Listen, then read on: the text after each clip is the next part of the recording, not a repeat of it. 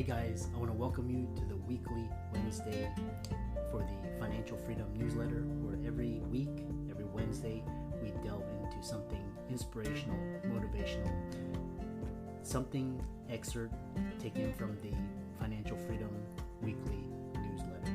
Wherever you are, if you're listening on Spotify, on iTunes, Google, be sure to click the like, subscribe, share, comment. And without ado, let's get into the show. Hey guys, welcome to this week's podcast episode for the Financial Freedom Podcast. I'm your host, Dr. Christopher Liu. We have a very special guest today.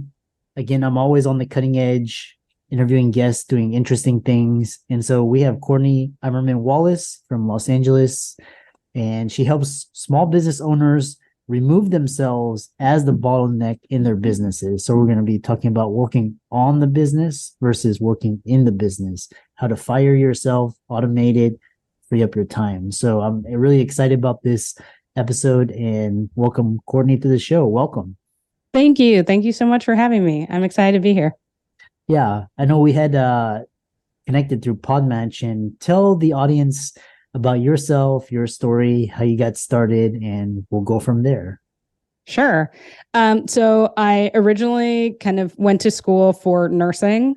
So that is kind of my undergrad experience. But after I got out of school, I really fell in love with technology and software, and taught myself how to code. I was a software engineer for about a little over 10 years. Through that time, I always became the go-to person for everyone, my friends, my family, extended people that they knew, to ask them kind of how to use the tech systems in their business, or just kind of hobbies or things like that. So I became the go-to kind of tech person. Along the way, I found out that most people, business owners that I was helping and working with, thought that they had a tech problem, but really they had a systems problem. Really, they had a process problem, some data problems, but mostly that was it. And kind of fell in love with process development systems. And so now I've been doing this about 3 years now and love it. Worked with some businesses during the pandemic that were really struggling. They were scaling because everybody was buying stuff. They were at home buying stuff. And so a lot of people had what they thought was a good problem, but they couldn't scale because they didn't have any processes. So worked with a lot of people during the pandemic. And now this is, one of my passions, to help business owners get time freedom, and also financial freedom by putting systems in their business. Yeah, it's really interesting because I've had this podcast for the last couple of years now, and one thing is a lot of people they go from jobs and then they start their business, and they have these misconceptions about what a business is. So they end up owning their job, basically owning their own job, but they're still trapped. So kind of delineate this income or this distinction from you're a W-2 employee, then you go to self-employed to business owner, kind of navigate that transition, because most people get stuck on this self-employed and they never get out of it. So yeah, when you're a W-2 employee, your company kind of does everything for you. And a lot of systems that you're exposed to are already created for you. You don't really have to think about them. Your boss tells you kind of how they want things done, all of that kind of stuff. When you go to self-employed, you are doing all of the different parts of the business. You, without even thinking about it, you're doing marketing, you're doing finance, you're doing all of that kind of stuff. The way we talk about it with our clients, or we say the 6 essential systems, right? So you're doing lead generation, right? Like figuring out who your clients are. You're doing that conversion, getting them to buy whatever your thing is. You're fulfilling. And then you're doing like the management, finance, leadership, all of that kind of stuff. But you're doing it, right? So the key part of that is you doing it, right? And then once you become a business owner, you should be able to take a step back, and there are other people or other systems doing it for you. And so that's kind of like that main, it's like, what is your engagement with the actual activities of the day-to-day is kind of how we delineate those 3 pieces. Yeah. I tell a lot of clients, when they're in their W-2 jobs, they are the system. Their Yeah. employer, their job, their boss, whoever, they create those systems. So they're doing the, it's kind of a epiphany. Their eyes wide open. They're like, oh my God, so yeah.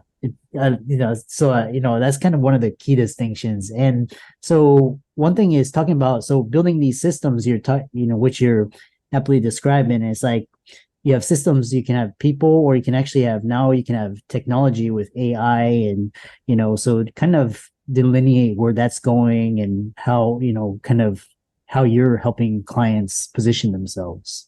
Oh yeah, the AI is really changing the game.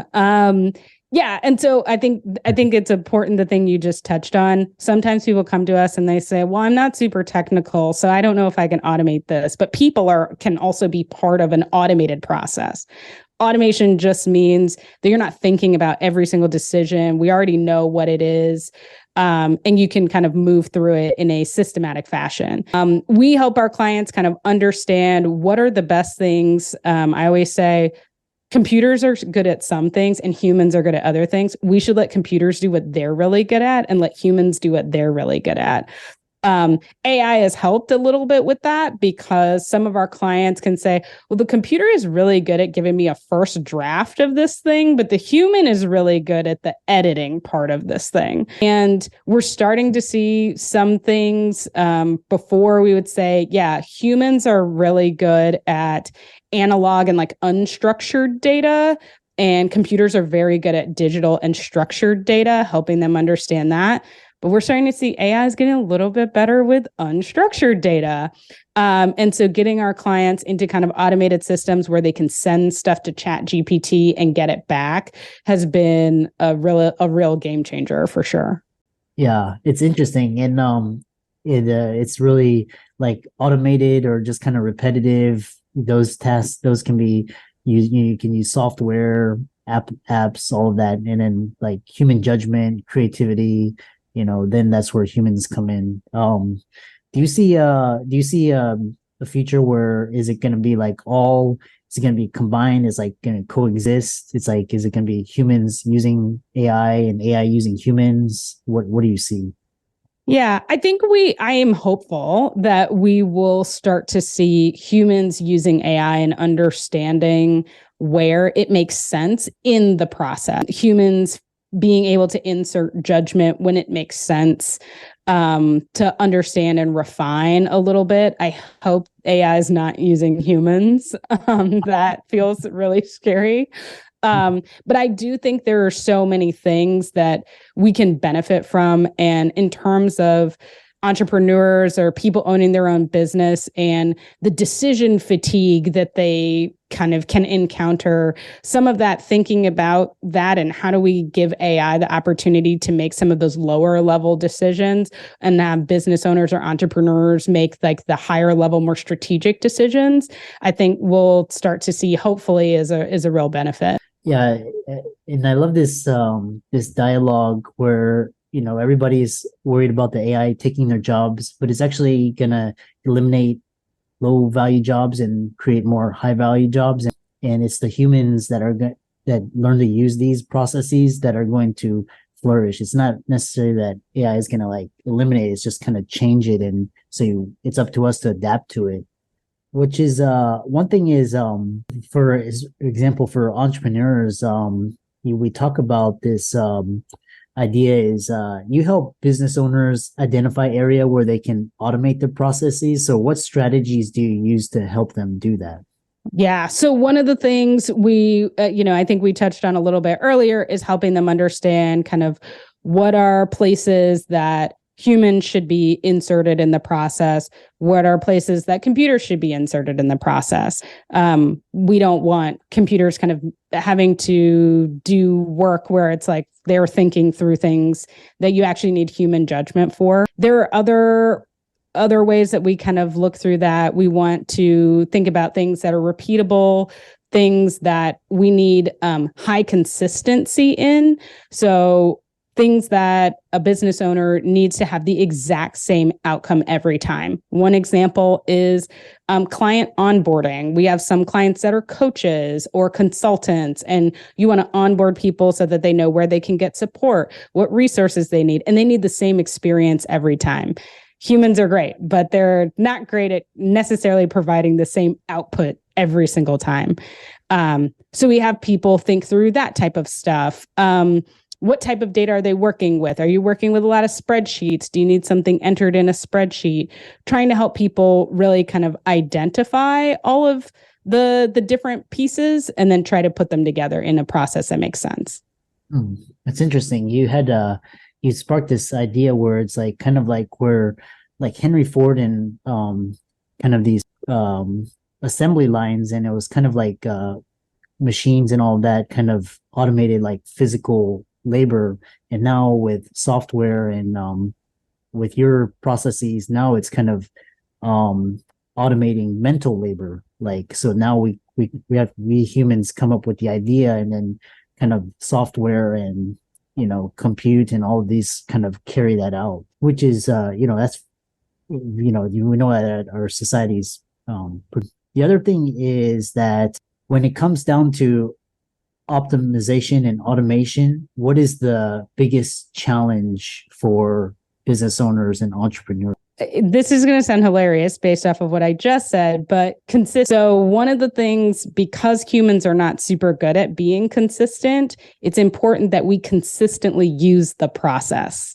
So sometimes, even though we have created a process that is the idea is that it outputs a consistent output every time, humans don't always use the process. So it's really important. That's the biggest challenge with kind of process optimization and automation. If you have a process that includes humans, first of all, making sure that everyone continues to use the same process every time so we get as close of a consistent output as possible is important. But then automation, a lot of times along the way, there is going to be some input that is probably kicked off or some trigger that is started by a human, even if the middle part of the process is done by computers or machines, and ensuring that whatever human is responsible for kicking off the beginning of that process does that is one of the challenges. We've seen this with sales teams. We work with people on their sales process. Ensuring that everyone puts the right data into the CRM can sometimes be a challenge, and creating other processes that are responsible for reminding everyone to like do whatever thing that they're supposed to do to trigger that is oftentimes, one of the biggest challenges. It's so fascinating.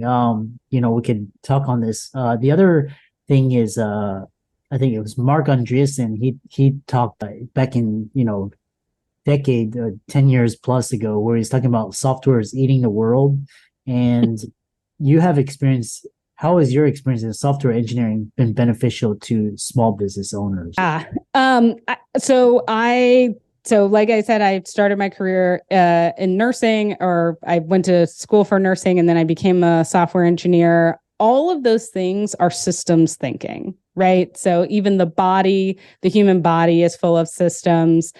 Software engineering, you are trying to figure out how you actually build a system. All software is systems. And so helping business owners identify that they too can have systems, or that even inside of their business, there are systems available, is what I bring to the table. This is kind of what I coach my clients on and help them identify and build out. All businesses have the opportunity to have systems, and all businesses kind of have the same systems. I know I mentioned this before, the 6 essential systems. Every single business has those.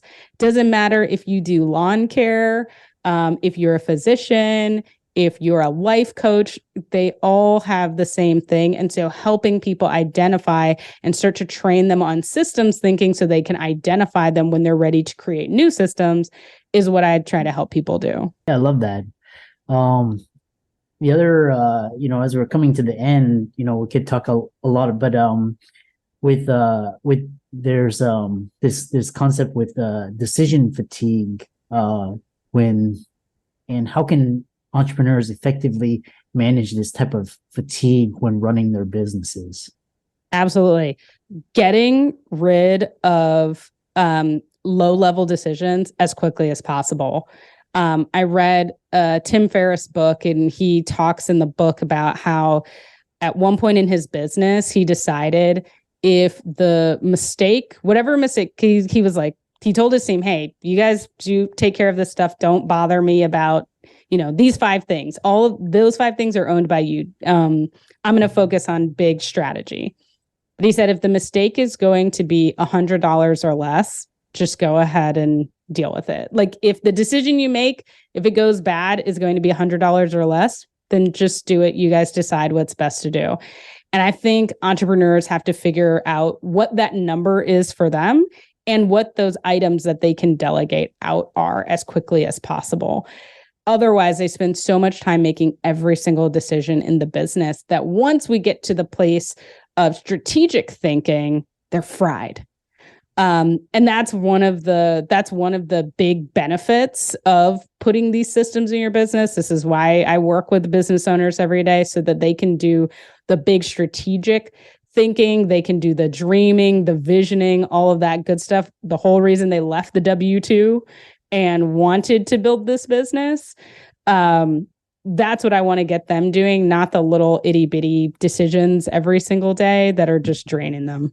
Yeah, I love that. And it reminds me of, when managing, my team is, it's like you talk about the drain and just kind of these little, replying to emails and, these little things, which you talk about these micro decisions, kind of these low impact, empowering the team to step up and make those really important. What are some resources? Because you mentioned Tim Ferriss. I wonder if that's the 4-hour work week that you're referring to. But what other resources can entrepreneurs, people listening to this podcast, go check out, learn more, and how can they contact you, follow you, etc.?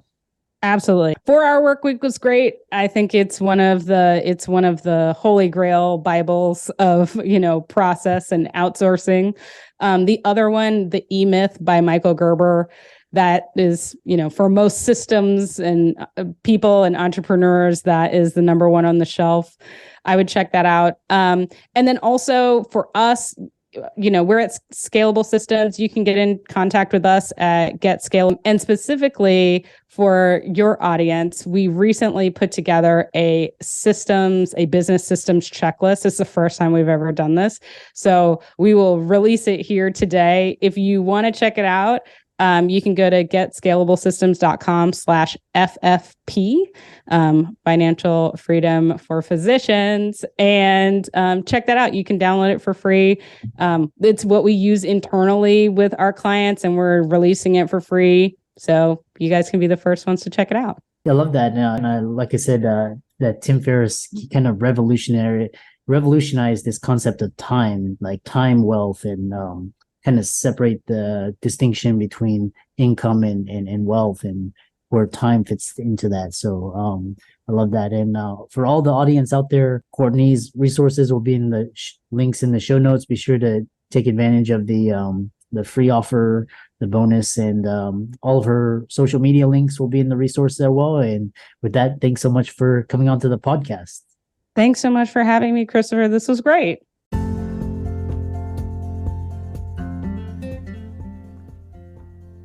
I hope you really enjoyed that wonderful, inspirational, motivational piece. Again, wherever you are listening, if you liked it, be sure to like, comment, share, subscribe. We're on everywhere: Spotify, iTunes, Google, Amazon, Audible. And without much ado, be sure to thank this show's sponsors, and we'll see you next time.